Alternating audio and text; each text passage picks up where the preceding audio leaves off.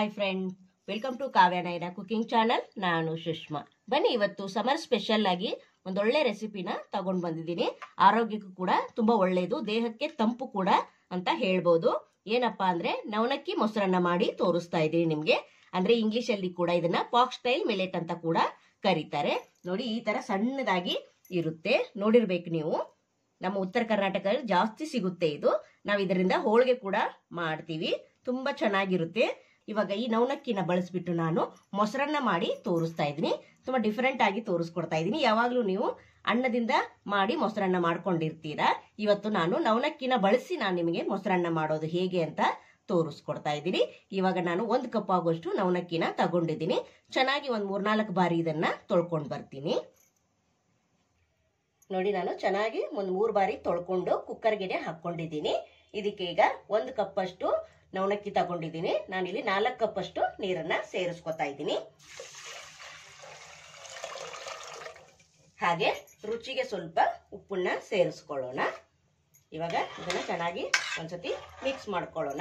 ಮಾಡ್ಕೊಂಡು ಇದನ್ನ ಒಂದು 4ರಿಂದ 5 ವಿಶಿಲ್ ಕೂಗಿಸ್ಕೊಂಡು ಬರಬೇಕು. ಚೆನ್ನಾಗಿ ನಮಗಿಲ್ಲಿ ಬೆಂದಿರ್ಬೇಕಿದು. ನೋಡಿ, ಇವಾಗ 5 ವಿಶಿಲ್ ಆದ್ಮೇಲೆ ನಿಮ್ಗೆ ಓಪನ್ ಮಾಡಿ ತೋರಿಸ್ತಾ ಇದ್ದೀನಿ. ನೋಡಿ ಎಷ್ಟು ಮೆತ್ತಗೆ ಬೆಂದಿದೆ ಅಂತ ಚೆಕ್ ಮಾಡಿ ತೋರಿಸ್ತೀನಿ. ನೋಡಿ, ನಿಮ್ಗೆ ನೋಡಿ ಈ ತರ ಬೆಂದಿರ್ಬೇಕು. ಅದಕ್ಕೆ 5 ವಿಶಿಲ್ನ ಹಾಕಿಸ್ಕೊಂಡಿರೋದು. ಈ ತರ ಮೆತ್ತಗೆ ಬೆಂದ್ರೇನೆ ಮೊಸರನ್ನ ತುಂಬಾ ಚೆನ್ನಾಗಿರುತ್ತೆ.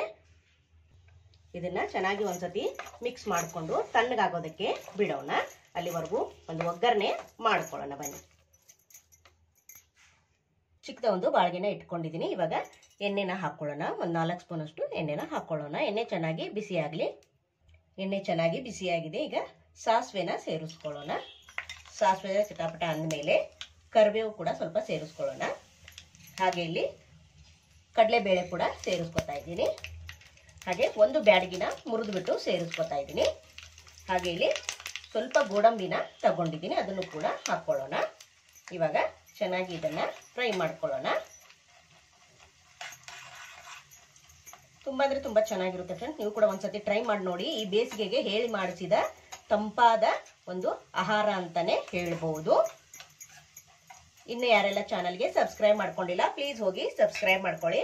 ಬೆಲ್ ಐಕನ್ನ ಪ್ರೆಸ್ ಮಾಡಿ ಆಲ್ ಅನ್ನೋ ನೋಟಿಫಿಕೇಶನ್ ಸೆಲೆಕ್ಟ್ ಮಾಡ್ಕೊಂಡ್ರೆ ನಾವು ಹಾಕೋ ವಿಡಿಯೋ ಎಲ್ಲ ಮೊದಲು ನಿಮ್ಗೆ ಬರ್ತದೆ ಫ್ರೆಂಡ್.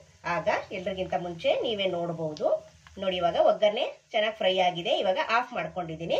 ಇದು ಸ್ವಲ್ಪ ತಣ್ಣಗಾಗಬೇಕು. ತಣ್ಣಗಾದ್ಮೇಲೆ ನಾವು ನವಣಕ್ಕಿ ಅನ್ನಕ್ಕೆ ಸೇರಿಸಬೇಕು. ನೋಡಿ, ಈಗ ಫುಲ್ಲು ತಣ್ಣಗಾಗಿದೆ. ಇವಾಗ ನಾನು 1 ಕಪ್ ಆಗುವಷ್ಟು ಹಾಲನ್ನ ಕಾಯಿಸಿ ಆರಿಸಿ ತಣ್ಣಗೆ ಮಾಡ್ಕೊಂಡಿದ್ದೀನಿ. ಆ ಹಾಲನ್ನ ಹಾಕೋತಾ ಇದ್ದೀನಿ. ಈಗ ಚೆನ್ನಾಗಿ ಒಂದ್ಸತಿ ಮಿಕ್ಸ್ ಮಾಡ್ಕೊಳ್ಳೋಣ. ನೀವು ಇಲ್ಲಿ ಹಾಲು ಮೊಸರು ಎಷ್ಟು ಬೇಕು ನಿಮಗೆ ಅಷ್ಟು ಹಾಕೋಬಹುದು. ನೀವು ಇಲ್ಲೇನು ಇಷ್ಟೇ ಹಾಕ್ಬೇಕಂತ ಏನಿಲ್ಲ. ನೋಡಿ, ಇವಾಗ ಚೆನ್ನಾಗಿ ಮಿಕ್ಸ್ ಮಾಡ್ಕೊಂಡು ಒಗ್ಗರಣೆ ನಾನು ಅದು ಕೂಡ ತಣ್ಣಗಾಗಿದೆ, ಅದನ್ನು ಕೂಡ ಹಾಕೊಂತೀನಿ. ನೋಡಿ, ಇವಾಗ ಅದನ್ನು ಕೂಡ ಒಂದ್ಸತಿ ಚೆನ್ನಾಗಿ ಮಿಕ್ಸ್ ಮಾಡ್ಕೊಳ್ಳೋಣ. ನೋಡಿ, ನೀವು ಇದನ್ನ ಅನ್ನ ಕೂಡ ಮಾಡ್ಕೊಂಡು ತಿನ್ಬೋದು. ಶುಗರ್ ಇರೋರು ತುಂಬಾ ಒಳ್ಳೇದಾಗುತ್ತೆ. ಅನ್ನ ಮಾಡ್ಕೊಳ್ಳಿ, ಈ ತರ ಮೊಸರನ್ನ ಮಾಡ್ಕೊಳ್ಳಿ. ತುಂಬಾ ಅಂದ್ರೆ ತುಂಬಾ ಆರೋಗ್ಯಕ್ಕೆ ಒಳ್ಳೇದಿದು. ನೋಡಿ, ಇವಾಗ ಚೆನ್ನಾಗಿ ಮಿಕ್ಸ್ ಮಾಡ್ಕೊಂಡಿದ್ದೀನಿ. ಹಾಗೆ 1 ಕಪ್ ಆಗುವಷ್ಟು ಮೊಸರು ಕೂಡ ತಗೊಂಡಿದ್ದೀನಿ, ಅದನ್ನು ಕೂಡ ಹಾಕೊಳ್ಳೋಣ. ಹಾಗೆ ಇಲ್ಲಿ ಮೊಸರನ್ನಕ್ಕೆ ದಾಳಿಂಬೆ ಕಾಳು ಇಲ್ಲ ಅಂದ್ರೆ ನಡೆಯುತ್ತಾ? ಇಲ್ಲ ಅಲ್ವಾ ಫ್ರೆಂಡ್ಸ್? ದಾಳಿಂಬೆ ಕಾಳನ್ನ ಹಾಕೋತಾ ಇದ್ದೀನಿ. ಇದು ಕೂಡ ಅಷ್ಟೇ, ನಿಮ್ಗೆ ಎಷ್ಟು ಬೇಕೋ ಅಷ್ಟು ಹಾಕೋಬಹುದು. ಲಾಸ್ಟ್ ಅಲ್ಲಿ ನಾನು ಕೊತ್ತಂಬರಿ ಸೊಪ್ಪನ್ನು ಕೂಡ ಸೇರಿಸ್ತಾ ಇದ್ದೀನಿ. ನೋಡಿ, ನಮ್ಮ ನವಣಕ್ಕಿ ಮೊಸರನ್ನ ರೆಡಿ ಆಯ್ತು ಫ್ರೆಂಡ್ಸ್. ತುಂಬಾ ಅಂದ್ರೆ ತುಂಬಾ ಚೆನ್ನಾಗಿದೆ. ಟೇಸ್ಟ್ ಮಾತ್ರ ಸಖತ್ತಾಗಿದೆ. ಬೇಯಿಸೋವಾಗ ನಾವು ಉಪ್ಪನ್ನ ಸೇರಿಸಿದ್ವಿ. ಇವಾಗ ಉಪ್ಪನ್ನ ನೋಡ್ಕೊಂಡು ನೀವು ಹಾಕೋಬೇಕಾಗುತ್ತೆ.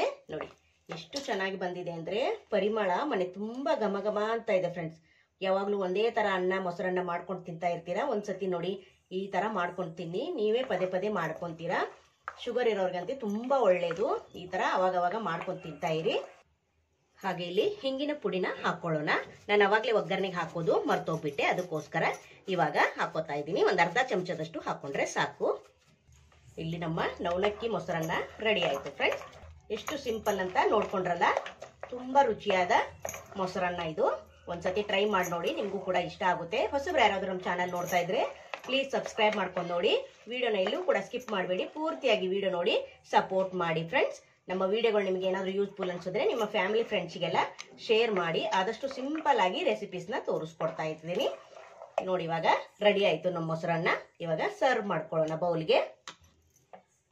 ತುಂಬ ರುಚಿಯಾದ ಮೊಸರನ್ನ ರೆಡಿಯಾಗಿದೆ ಫ್ರೆಂಡ್ಸ್. ನಿಮಗೆ ಇಷ್ಟ ಆಗಿದೆ ಅಂತ ಭಾವಿಸ್ತೀನಿ.